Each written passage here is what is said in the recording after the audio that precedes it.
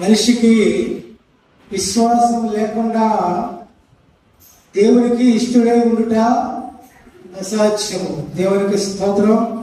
Hallelujah. Praise the lord.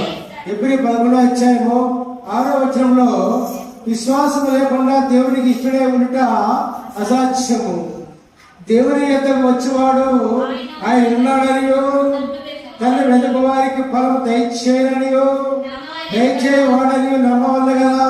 దేవునికి స్తోత్రం. Hallelujah. Praise the Lord. ఆయన ఆకాశాన్ని భూమిని నిర్మించి దేవుడిని నమ్మాలి. ప్రతి ఒక్క వ్యక్తి కూడా రక్షించబడాలంటే విశ్వాసం అనేది ముఖ్యం.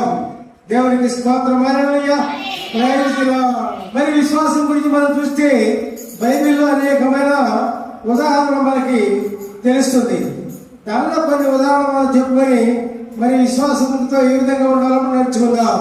దేవునికి స్తోత్రం. హల్లెలూయా. Praise the Lord. ఇదివరకు చెప్పుకున్నాయి. నోవహు ఉన్నాడు. దేవుని యందు విశ్వాసం కలిగి ఏం చేశాడు? దేవుని యందు విశ్వాసం కలిగి ఏం చేశాడు? అప్పుడు ధర్మశాస్త్రం లేదు, నియమ నిబంధనలు లేవు. అప్పుడు దేవుడు ధర్మశాస్త్రాన్ని బోధించా. ధర్మశాస్త్రం వచ్చింది మోషే దగ్గర నుంచి. మోషే దగ్గర నుంచి ధర్మశాస్త్రం వచ్చింది.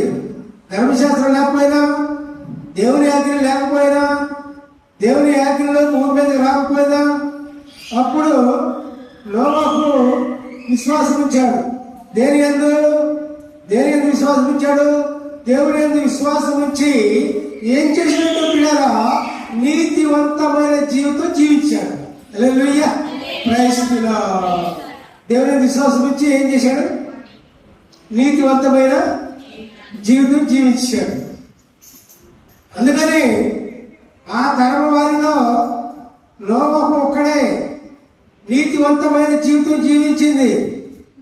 తక్కిన జనాంగం అందరూ కూడా దేవుని యందు విశ్వాసం ఉంచి నీతివంతమైన జీవితం జీవించాలా.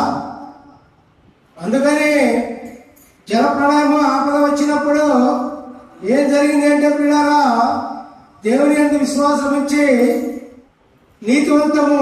నీతివంతమైన జీవితం జీవించిన వాళ్ళందరూ కూడా నశింపయ్యారు. దేవునికి స్తోత్రం. హల్లెలూయా. Praise the Lord. కాబట్టి దేవుని యందు విశ్వాసం ఉంచి ఏం చేయాలి? మనం నీతి మార్గంలో నీతివంతమైన జీవితం మనం జీవించాలి పిల్లరా. అప్పుడే దేవుని దగ్గర నుంచి మానవునికి అనేకమైన గొప్ప గొప్ప ఫలితాలు లభిస్తాయి. దేవునికి స్తోత్రం. హల్లెలూయా. Praise the lord.